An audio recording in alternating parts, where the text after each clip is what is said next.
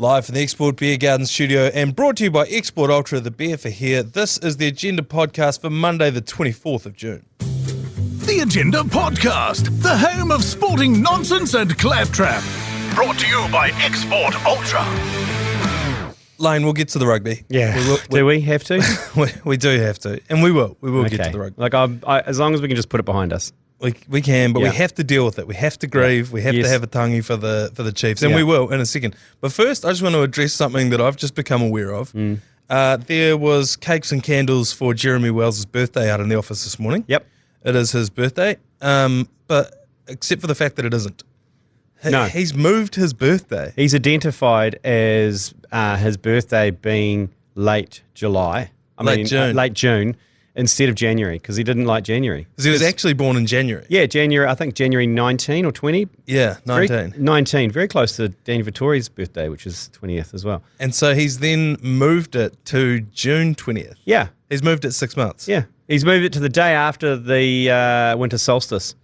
To the longest day, so it's a bright start. I don't mind it. You can innovative. You can do what you want these days because you can be born a man and identify as a packet of snackachangi, and people can't criticise that. So he identifies as being born June 19th. 6 months after he was actually born, he's identified as being as his birthday. Yeah, being 6 months later, and you can do whatever you want these days, and you can't criticise it, Manaia, because if you do, you are a bigot. Well, you've been able to do it for a long time because there's someone else who did it, and it was one of the English kings years ago. That's why King's birthday is in June, May, whenever it is. It's because his actual birthday was in winter, and he's like, oh, fuck that. We're not going to have it. It's too cold for a public holiday. Let's move it to summer. But Jerry's done the opposite. But his rationale was that, like, January 19th, who cares? Like, you've just had Christmas, New Year's, you're away on holiday. Save it and have something to look forward to in the middle of winter. Well, he did say that the reason he changed it was to avoid scenarios like the office cake situation. And I said to him, that's too stupid because you don't come back to work until like the 25th of January. So you've never had cake in the office. And now you've changed it to a date where we can do it in the office. You've really shot yourself in the foot. Yeah, and he said that it sucked when he was a kid because it was always in school holidays. As a person whose birthday is always in school holidays, I loved it. Fuck being at school on your birthday. Yeah, but the issue there is I've got two kids, and both in July coming up. It's the hell month for me.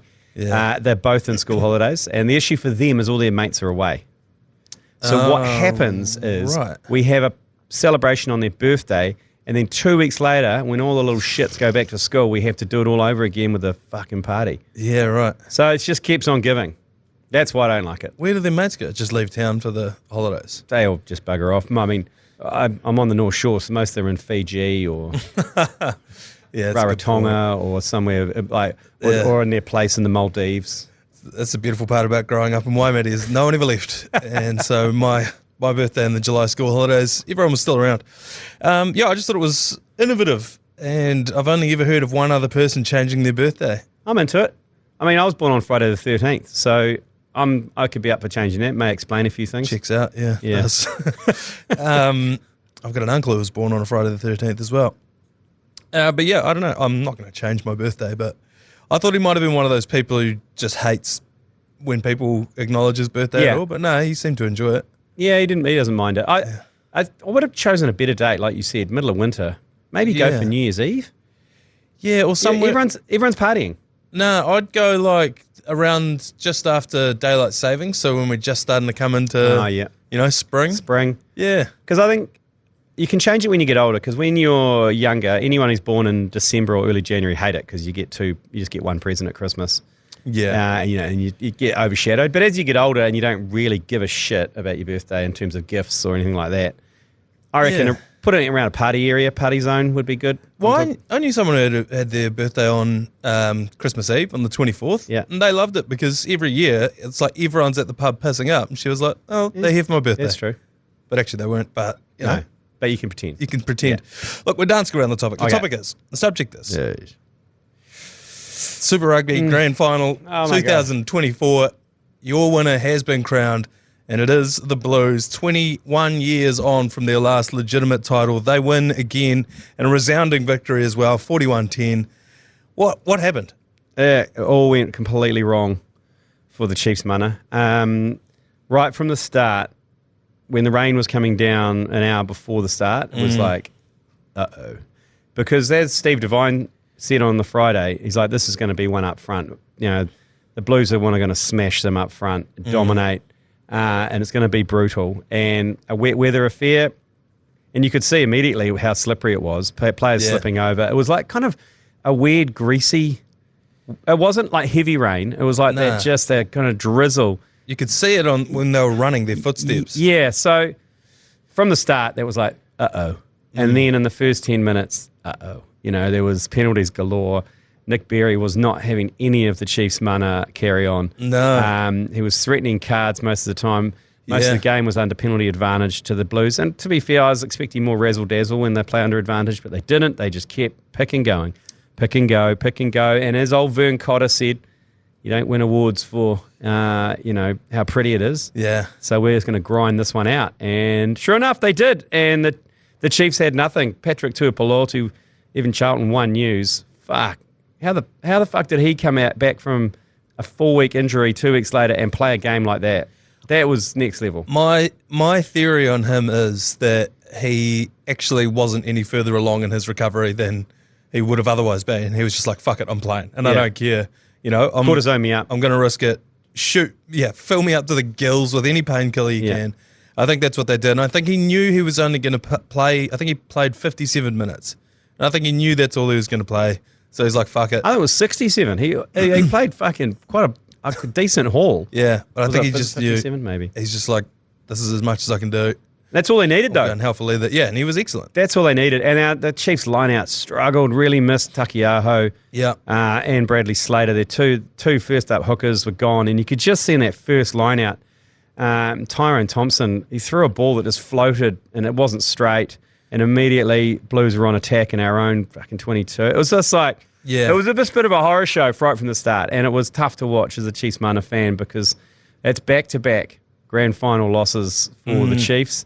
They're a chance again next year. They don't lose a lot of players next year. I think pretty much that roster's pretty much stays the same. They may have to look at maybe beefing up that front row a little bit. They just seem to get out-muscled by Tuangafasi and Marcel Renata.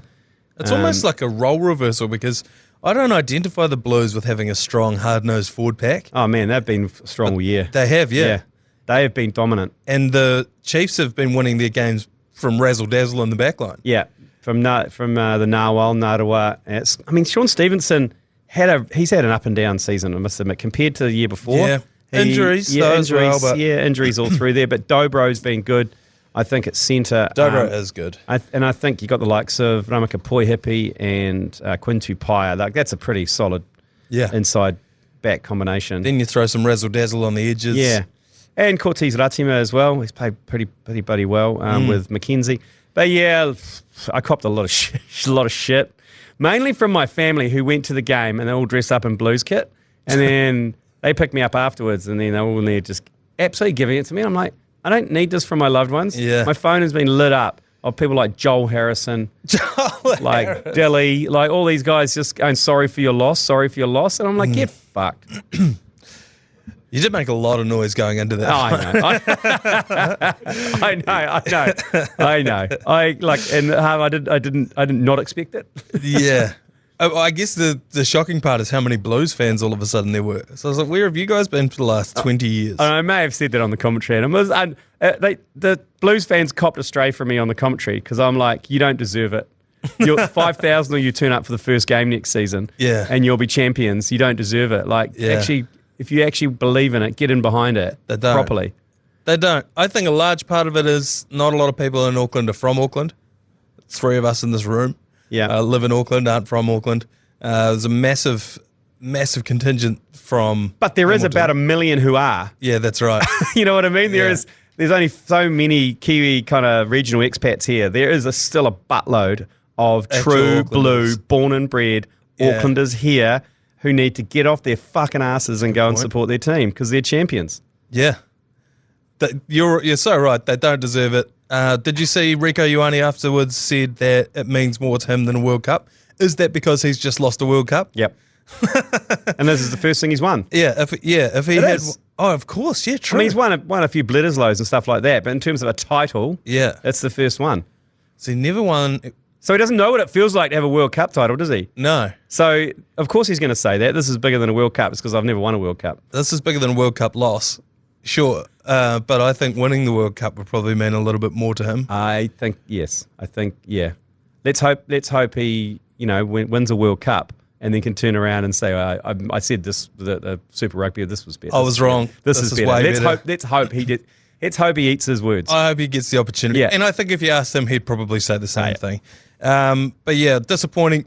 41-10, that is a whopping score. Yeah, it just blew out in the end. Yeah. You could tell that the Chiefs knew they were behind and they had to start playing a bit of razzle-dazzle, but not in those conditions. No. They got shut down. Bell's being kicked out on the full, just being penalised at the breakdown. Admittedly, I'm not going to sound like a whinging Mana fan, but there were some penalties that were like, I'm pretty sure the Blues did exactly that same thing in that earlier ruck and got away with it. Yeah. Not off your feet, not on your own body weight or whatever it's called. Yes. When you come over the ball, we got pinged twice. Then the Blues did it and it was okay. There was just a bit of that just didn't fall. And I think it was. I mean, Steve Devine gave a great insight. He said when he was talking about they've been quite lucky in terms of got the rub of the green, the Chiefs, the last 2 games. The first 10 minutes of their quarterfinal and semi-final, they just came out of the blocks. Couple of lucky breakouts. Bounces, and it's not going to happen a third time. And fuck him, he was right. He was right, yeah. You're right. It was like a couple of penalties. Now all of a sudden the ref is up, Luke Jacobson being like, hey, next time someone's going to the bin. Yeah. So now you're up against that. And that carried on for a long, long, long time. Yeah. Happened down the other end as well. Someone eventually did get sent to the bin.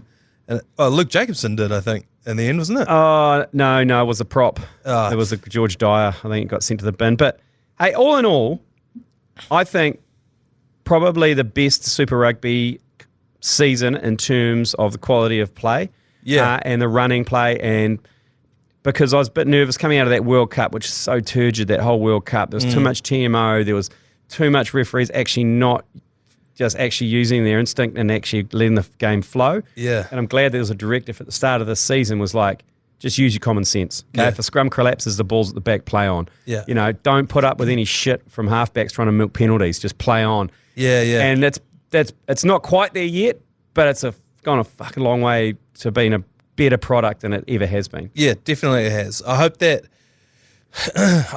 people started to latch on to their teams again, because I feel like that's when Super Rugby was humming. Everyone was like, I'm live or die by my team. Yeah. And I think a little bit of that's starting to come back, with the exception of the Blues.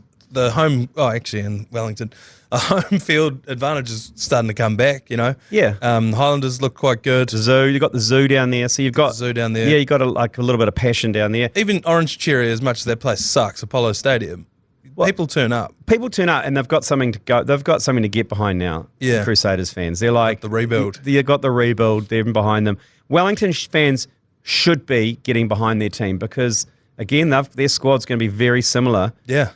Next year, and they are going to be knocking on the door again. Almost favourites. Yeah, so they're going to be knocking on the door again, and they'll learn from this season. And then obviously, Chiefs fans are just lunatics. They'll love it. Blues fans need to step up as well. Yeah, 100%. But congratulations to them. Yeah. Blues were your winners, 41-10. The social content coming out of their celebrations, I had to completely disengage. Throw your phone into the ocean. So now, looking at our calendar as commentators, it does get a little bit easier for the next sort of 5 or 6 days. And then we're into the All Blacks. Yes. And the All Blacks team list gets named later on tonight. Maybe by the time you listen to this podcast, you may actually know. But as we did last year, my sources have been whirring into action. Really? I've been beavering away behind the scenes. Have you kidnapped another child? I've kidnapped people's children. It's hard when one of the selectors used to be Grant Fox. It was quite hard to kidnap his son, Ryan. Oh, yeah, true. Yeah. People knew where he was. So he's got a high profile, isn't he? Yeah. So, but I've been beavering away. I'm not going to tell you how I've done it, but I have managed to find, a few scoops ahead of time. Okay. So we're going to take a quick break. When we come back, I'm going to get the crystal ball out and predict the next All Blacks squad. All right. As I said before the break, I have kidnapped someone's kid. I have, I've been extorting the powers that be.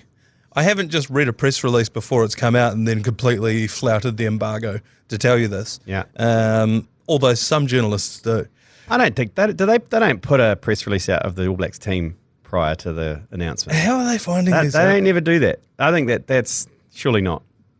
Anyway, I've got my ear to the ground. Here's the squad that I'm predicting Okay. that's going to be named this afternoon. Can I say agree or disagree? Yes. Okay, as we go along. Absolutely. But you'll be wrong if you disagree because this will be the team. Tyrell Lomax, Ethan de Groot, Yes. Ofa Tuangafasi, Fletcher Newell, Tamaiti Williams, George Bauer. I don't think that is going to confuse too many people. No, I don't. No, I think that's pretty accurate. I mean, I think both. So is that a entire Crusaders? Fletcher Newell, Tamaiti Williams, and George Bauer. Yes. Okay. Yes, that is three of them. So just A couple of Highlanders and just Ofa one Blues front rower. from Interesting. the Super Rugby Championship. Yeah. Okay. Just demolishing forward pack. Yeah. This is just what I'm hearing. Hookers, Cody Taylor. Asafo Aumua. Mm-hmm. Obviously, Tokiaho's out. Yep. Ricky Riccatelli. I'm hearing Ricky Riccatelli. Yeah, really? Yeah. Because is there George Bell? Is Yes. the other young hooker? Yes. It's a toss-up between those two. Yeah. Is what I'm hearing. Obviously, that third hooker position is available, obviously, due to Takiaho, because Yes. otherwise he'd be in there. Interesting. I quite like the cut of Ricky Riccatelli's jib. Not So only do I. does the Rhino have the greatest name ever, and he looks like a Peaky Blinder, he looks like a real good bugger, and people like him. Yes. He's very popular within teams He is. set up. So I hope he does get the call up. Locks. Yes. And also your All Black captain, Dog roll. Dog Roll. Yes. Scott Barrett is going to be in there. Tupo Vai Yep. is going to be in Yep. there. Patrick Tuipolo to Evan Charlton. He's going to be in there. Yep. Knee dependent. He's going to be named. And I'm hearing Sam Derry Sam Derry. Okay. is going to be named in there, another debutant. I'm also hearing Josh Lord, who has been out injured, could be back playing for Taranaki in the NPC with an eye to bringing him back into the camp. This is what I'm hearing. Right. Sam Derry. Interesting. Yeah. Okay. I'd carry Sam Derry. Your loose forwards. Yes. Artie Savia will be back from Yeah. Japan. Dalton Papali'i. This is where it gets interesting in the number 8 battle. We're talking about, you know, all of the loose forwards that are in there. Peter Lakai. Yeah. Braden Yosset. Yeah.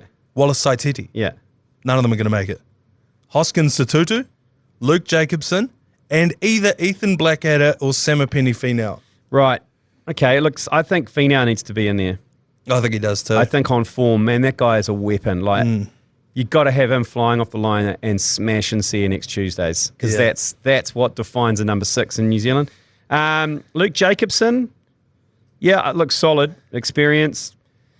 But I mean, Braden Yosset, I mean, and Wallace Saititi White Titty, I think Side Titty, might be a year too early. yeah, I think Side Titty, another super season, have an eye on him for the next World Cup. I think it would be too early to bring him in. And I think Hoskins showed his class in the weekend during that final Yeah. to probably have it up over him for now. Also, just the range of skills that Satutu has. And Peter Lakai, man, if he misses out, he'd be like, what do you have to do in Super Rugby Yeah. to get a call up? Well, I'm telling you now, he's going to miss out. This is what Okay. I'm hearing. This is where I'm hearing some real wild shit. At halfback, obviously the number 1 whose name's escaping me, Roygard, Yeah. he's out. He's looking good, though. He was on the same flight as us back to Wellington he? to Auckland last week. And he seems to be walking freely. He's got a scuxy haircut. He's got eyes that carry a deep sadness. Yeah, which I need. He was sitting next to Joe Jury. Was he? And Joe was trying to engage. He got nothing. No, absolutely nothing. That's the knee, mate. So Finlay Christie. Yep. Okay, that's fair enough. Incumbent. I am hearing a debutant for Cortez Ratima. Oh, the man named after a Nike sneaker. Has to be in there. Yeah, he's had a great season. So I hope he gets a Sneakers. nudge. He's a big body. Yeah. This one will shock you. TJ Perenara. I think if that is the way they go, that is a huge safety call in terms of a safe pair of hands. But is he going to be around for the next World Cup? Is this Scott Barrett cannot be leading the haka for us? We have to bring TJ in. Well, Cortez could do it. Cortez could do it. You can't have I don't know, can you have a rookie in there? I just feel like, obviously, ideally you'd have the captain leading it. I just wonder if they're like, can we help Dog Roll out So here? you're saying they're bringing Let's get TJ in there. they're bringing a haka specialist? Designated haka specialist. Yeah. Okay. Oh, look, he once Roy Gouds was Cam Royds was out. He did have a great season, TJ. Yeah. Even though he wound me up no end doing the Hollywoods in that semi-final, he has played pretty well. First 5/8, Bowden Barrett will be back from the overseas. Damien McKenzie should shock no one. Midfielders, Geordie Barrett, Anton Leonard-Brown, Rieko Ioane, and I'm hearing a debut for Billy Proctor. Interesting. He's an uncapped midfielder for the All Blacks. Yeah, three of them I'm totally fine with. The Ioane, Anton Dobro, and Geordie Barrett. That's experience. Yep. Billy Proctor. Yeah, interesting. Obviously, you've got, Quinn Tupaia back in the mix. Yep. Ramika Poihipi. Who else is there on that? Who's Installer Heem, yeah. He's injured, though. Interesting. Billy Proctor, Dr. Proctor. Yep. Outside backs, I'm hearing Caleb Clark. I am hearing Imoni Narawa. Yep. I am hearing Sevu Reese. Yes. I'm hearing Mark Talia. Yep. And I'm hearing Ruben Love. Interesting. Another uncapped All Black. Yeah, I don't mind that. Outside backs. That's a pretty dangerous set of units. I mean, it's all the same dudes that we would have taken to the World Cup had Narawa not been injured. Yeah. Plus Ruben Love. I think Ruben Love is the future. I think he looks excellent. And I knew it from the moment he took an absolute screamer at the Black Clash right in front of me in the commentator's booth. That was outrageous. It was a free hit, so it didn't count, but it was the most athletic thing I think I've seen in the flesh. And he's the future. Man, good looking sucker too. The big discussion points were the outside backs and the loose forwards. Yes. I think, and they still will be no matter what's named today. People will I've just told you it's going to be named today. Yeah, okay. But people will miss out. Yeah. And there's going to be some pretty, like you're saying, if you're Peter Lakai and Braden Yossi, you'd be like, what else? What more? Japan, here I come. Like that. Yeah. I suppose that's the danger when you don't get picked. Players like that don't get rewarded. Hopefully, Razors seems like he's a pretty switched on dude. He knows how to manage people. Hopefully he's on the blower to anyone who's missed out. These ones are saying, mate, you're in for the South African series or for the Aussies. You know what I mean? But for these first two. Otherwise, because you'd just be like, fuck, I could be making millions. Imagine Peter Lakai playing for a French team. Oh. Like cleaning up. And he's young enough too that he could go over there and become like a 100-game veteran for Toulouse or something. He'll end like up playing for France. Yeah, the next World Cup and fucking Monsieur destroy Lakai. Monsieur Jose. Hey, Jose. Where's Monsieur Sawakula then? Has he been over there? Nah, he's a bit older though. Sawakula. Subby Kula was in his 30s. He was getting on a bit. Well, unofficially, but I reckon he doesn't have a birth certificate. He could probably go over and say he's 21. So that will be your team. This is what my sources are telling me. And these are for the first. I've got 2 English tests, one in Dunedin on the 6th of July, and then the following Saturday in Auckland. And we've got our pre-games. Finally, we got them sorted. I believe so. Yeah. So right? Dunedin. Yes. Now, hand on heart, we looked at trying to resurrect the cook. I flew to Dunedin. Yeah, and we tried to resurrect Starters Bar, the old Ori. Both were shut down. Condemned. Condemned by the council and said you cannot go anywhere near those places. I went into Starters Bar and it's in dire shape. But you could still have a party there. Anyway, we tried to revive them. Unluckily, we couldn't revive any of them. So we found a venue. Mm-hmm. Where is it again? The Kensington. The Kensington, that's right. So the old Tui pub, the Kensington. Yep. So we're going to hit that. That's where we went last year. Yeah, it's officially going to be the biggest ultra pre-game in Dunedin that day because we've got live music. We've got the Export Ultra Express, which is a coach that will be going backwards and forwards to the stadium. News coming on who could be driving that. Yep. Only clue I can give there is the company that we're using is Ritchie's. Yeah. So could be a Ritchie driving it. Never know. In terms of the live music, we'll let you know. We've got drink specials. Could be some local bands. Yes, it could be some local bands. The 2-for-1 specials will be on. It's from midday right up all afternoon. So if you're an English fan, you're for an All Blacks fan, get down there. Yep. For that on the tour. We're going to be there the night before as well. So we might go do some door knocking around Dunedin, up and down Castle Street just to rack them up. Oh, I think we've still got a pallet of Export Ultra to find a home for. I down gave there. away a pallet of Expert Ultra last time I was down there, and I felt like Santa Claus walking into these student flats and just slinging piss, Yeah, and then the following week, we are going to be at the Postman's Leg. which is over on the North Shore. So Yep. buses again. Buses again, Glenfield again. That we're doing that one from about 2:30, I believe, on the Saturday afternoon, and we'll provide coaches too for the first couple of hundy there. So they're always good. They're always a good time, Yep. and we're going to have live music there as well. So Beauty. All right, let's take one more break. When we come back, we have got yours, please. Yours, please. Brought to you by Leader, home of the lasagna topper. As always on a Monday, we've got plenty to get through, so let's rip God. straight in. Oh, I think God. you know where this is going. Yep. Caller number one, yours, please. This is Max Harris, coming in live from Eden Park. oh god, The score is 39-10 to the Mighty Blues. Fuck the Chiefs! like, you got the whole crowd to cheer behind it. How many people were there? I don't know. Do you think he turned around and was just like, guys, I'm going to send in a voicemail to the agenda? And everyone went, Yeah, I'm going to tell G Lane to go fuck himself. That's good. I like that. Is the messaging I didn't like, but the fact it was from the game live, bit of atmosphere. That's a 10 out of 10 for me. Yeah, we've had a few of them. I've been thoroughly enjoying the live from the ground ones. Actually, I think we've got another one here. Caller, yours, please. Coming to you live from the shit house at 5th Province in Melbourne. Oh, Melbourne. I just want to say a big fuck you to G Lane and Mahoney. You cunts were so Mahoney. one-sided the whole time. Fucking bullshit. They didn't get over the fucking Bombay Hills, brother.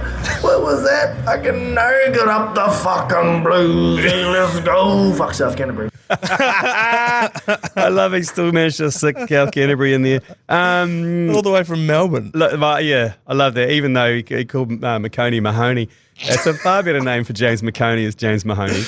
Yeah. It's very Police Academy. James Mahoney. Thank you for your correspondence throughout there. I know it would have taken, I reckon that guy was in the toilet looking at his phone and was just like, you know what? I'm going to fuck G Lane. I'm going to get Mahoney. up to Anyway. I'm going to get up Mahoney. Are the rest of them like this? Is that it? I don't know. Let's find out. Caller, yours, please. Why not, rather than shrink it down to Waimate, we extend it and just say, fuck Canterbury. Hello. Okay, right. So this is the suggestion that people yelling "fuck South Canterbury" on these calls is really kind of It's upsetting the wider South yeah, and Canterbury really region, the argument was to be "fuck Waimate," which is where you're from. which is where I'm from. And this person here is asking to extend it to the whole province of Canterbury. Yeah. It's too broad. Yeah, it's way too broad. The Canterbury Plains They don't stretch. deserve it. I mean, Canterbury basically stretches from like Blenheim down to, well, where I'm from. Yeah, they don't deserve it. No. The wider Canterbury region don't deserve the abuse. South Canterbury, yes. Waimate, certainly. I just know that people from, your Geraldines, your Tamukas, your Feelies, your Pleasant Points, they're not happy about getting lumped in. But you know what? It is what it is. It's not for us to decide. Totally, it's not, we never started it. No. It's just a matter of it's just been a channel or a portal to unleash people's hatred on South Canterbury. If you're wondering where it came from, where it actually came from was there were these guys from Hines. They had started doing it. They were trying to get us down for their for one of their games. Yeah. And they had a deep hatred for South Canterbury because of course Hines in mid Canterbury, and they said fuck South Canterbury, and everyone was like, and now it's just become a whole thing. And I feel a deep shame for the dishonor that I've brought on my home region. That'll be my lasting legacy, is that I've just got the whole country saying fuck South Canterbury. Yeah. Oh well, like I said last week, we can make some merch out of it. And, run with it. Make a little bit of money. Another caller here, yours please. Hey fellas, just was wondering, I booked a trip to go over to old Germany for the beer fest. I told the missus that I won the trip through ACC, so if you could just sort me out, players, it'd be well appreciated, and I'm sure I'll see you over there. This is great stuff. Happy to. This is great stuff. Yeah, whatever you want from us, we will provide it, because that's thinking outside the box. When you've paid and booked your own trip and then you tell the missus you won it, It's genius. that is fucking genius. If you need like a video or something to prove, if she starts to smell a rat and she's just like, I don't think you have, send us through your name, where you're from. Yeah. and we'll doctor up a whole fake sort of. We'll do a whole fake voice break. And by the way, for anyone else who wants to do it as well, Totally. fire it through. You're welcome. We'll pretend to do a live commentary and we'll call you Yeah. on air. Yeah. And then you can replay it to the missus. Look, we are here at your service. We're here to help. Look, we wish we could take you with us, but we can't. But the next best thing we can do is aid and abet you in your lying to your own partner. Now, we're going to completely distance ourselves from you if she ever finds out. Oh, 100%. We're selling you down the river. 100%. We are walking away. Yeah, but happy to help in the meantime. Yeah, so we're there from the 17th. So if you want to book it, the 17th of September. Okay. We get in on, I think, the 18th. I think we've got a few days in Amsterdam and then 3 days in Munich. So, yeah, around that period. I think that's the first week of Beerfest. Even if you just want to bugger off, like, down the road a wee bit and tell her that you're in. Totally. You just end up in Australia, but she's going to want to see social media. This is the problem. She's going to want to see some comms from over there, and we're happy to provide that. We'll meet up with you. We'll get a photo, maybe a bit of a video. Yeah. You know, you maybe come on the podcast for a little bit. This is good stuff. Another call here. Yours, please. Hi, fellas. Just want to give you a shout out for calling the Hurricanes, because what the hell is a hurricane?